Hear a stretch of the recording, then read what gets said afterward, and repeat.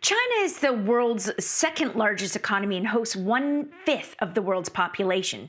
As we watch it grow as a superpower, many wonder what this might mean for the rest of the world. Our next guest has spent a decade tracking the rise of China and the human rights issues that demand more attention. She wrote all about it in her book, China Unbound, A New World Disorder. Award-winning journalist Joanna Chu joins us now. Welcome, Joanna. Hi, thank you.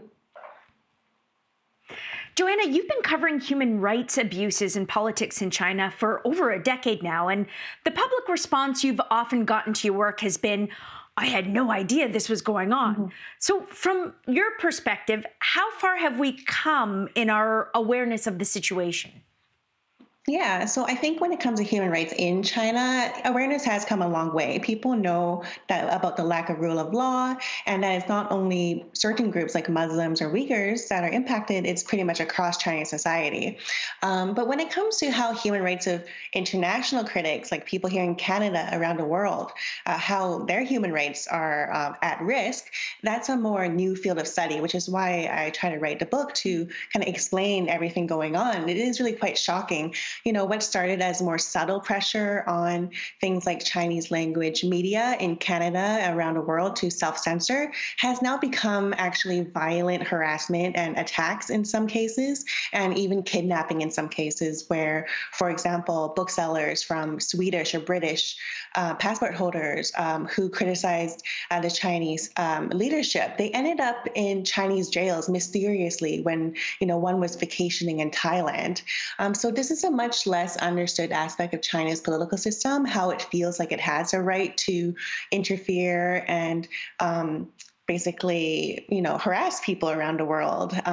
In Canada, I think it wasn't until the two Michaels, Michael Kovrig and Michael Spavor, were taken as hostages for more Canadians who'd be like, hold on, what's happening? I was actually reporting in China for 7 years before that. It was only after this Huawei case happened where more Canadian media were asking me to talk about China.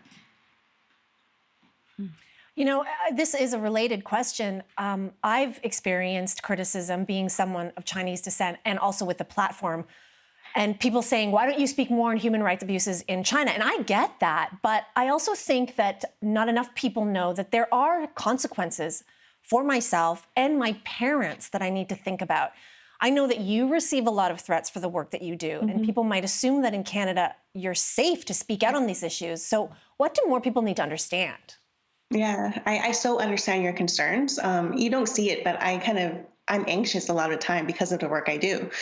People have trouble understanding that our free speech as Canadians could be something that could lead to repercussions. There's so much harassment online and offline of anyone who's critical of China. I can share that I've received so many death threats related to my reporting. And when I tried to report to Vancouver RCMP, they basically said that someone had to be in my yard threatening me with a knife before they could interfere. It's really rare for judges to grant police the ability to track IP addresses to find out if they are coming from out of the country. So imagine if your parents or relatives or good friends live in China and you get a call in Canada from Chinese police threatening them if you keep speaking out. And, this has happened. I found various cases, including voice recordings of this happening. It's a very effective silencing tool. And, more people need to understand the dynamics. That's why my book is as critical of the lack of concern from Western governments about things like this as much as it is about what the Chinese government is trying to do. Joanna, when it comes to pushing back on human rights abuses in China, diplomatic sanctions haven't seemed to work, threats haven't worked, public outcry hasn't worked. Some people might think that China's power has become so huge, so big, that it's too big of a challenge. Do you think that's a fair concern? No, I think it's not a lost cause. You can't give up something when you've barely tried to tackle it. Canadians, Western governments have been so unprepared, operating, I argue, with a tunnel vision to try to secure economic and trade opportunities to basically get rich from the huge Chinese market, ignoring and really a lack of resourcing into understanding China's political system. I would argue, though, optimistically, that avenues for for diplomacy and negotiation with China aren't actually closed, you see Chinese leaders still regularly meeting with their Western counterparts, showing up. So, but what I say is a missed opportunity is that the people the West is sending to these meetings aren't necessarily the ones who most understand China in their country, working for government. Multiple sources told me that here in Canada, when the Huawei whole Meng Wanzhou saga was breaking, a top official in Ottawa, gathered this meeting of people to try to figure out what was going on. He looked around the room and said, "Where the bleep are the China people? Where are the China experts?" So, what would happen if Trudeau, our senior minister, spoke Mandarin? I think there would be a major shift. I think the West needs to come up with a better approach where it's not so simplistic, like, okay, now let's freak out, China is so bad. We need to get people in the room who understand China's political system so we can come up with smarter policy and ways to protect people in the West who are trying to speak up, who are trying to tell you what is happening. Right now, they are feeling very unsupported by the West. Let's talk about us as individual citizens, because it can be really tough to weigh these human rights issues against personal convenience. So much of what we use is made in China, and that often works in our favor. But on a personal level, do you think it's naive that we should try to untangle ourselves from that dependence? Yeah, so I hear people saying that, they will stop using any products made in China. In reality, that's almost impossible to do. Even if something isn't labeled as such, chances are somewhere in the supply chain, it is made in China. China is a factory for the world. It's been for a while. But say we manage to boycott all Chinese companies, what you're boycotting and affecting is really a lot of factory workers and Chinese entrepreneurs. I live in China and I met with many, such people who are just trying to make a living. They're not the ones ordering Uyghurs into internment camps or arresting lawyers for doing their jobs in China. It's really tricky. And I think it's, if people are concerned, it's up to them to get educated on what's going on so that, in democracies, we can engage with our leaders and representatives to let them know that this should be a priority. Foreign policy, particularly in Canada, have traditionally not been like a big focus.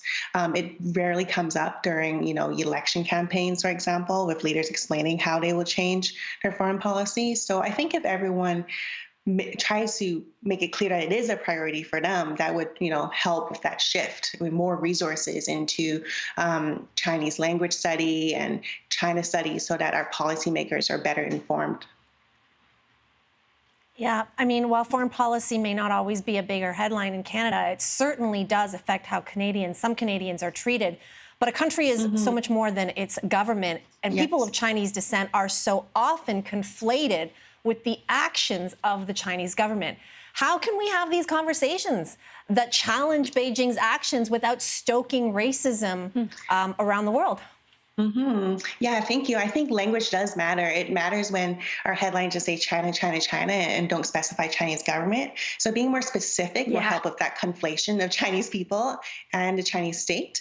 And also, my research has found that people with relevant expertise or family ties to China are often treated with suspicion and pushed out of the room. Someone in the US who worked for the Navy told me that she was constantly dealing with jokes that because her family was originally from China, that she is a Chinese spy. So, that's all ridiculous. And it actually happens here in Canada, too, around the world. So I think really more precise language and inclusion of informed perspectives and voices is the best way forward. Well, thank you for being an informed person with a perspective on our show today. We appreciate you joining us. Thank you so much. Joanna Chu's book is called China Unbound, and you can find it everywhere right now. And we're going to be right back.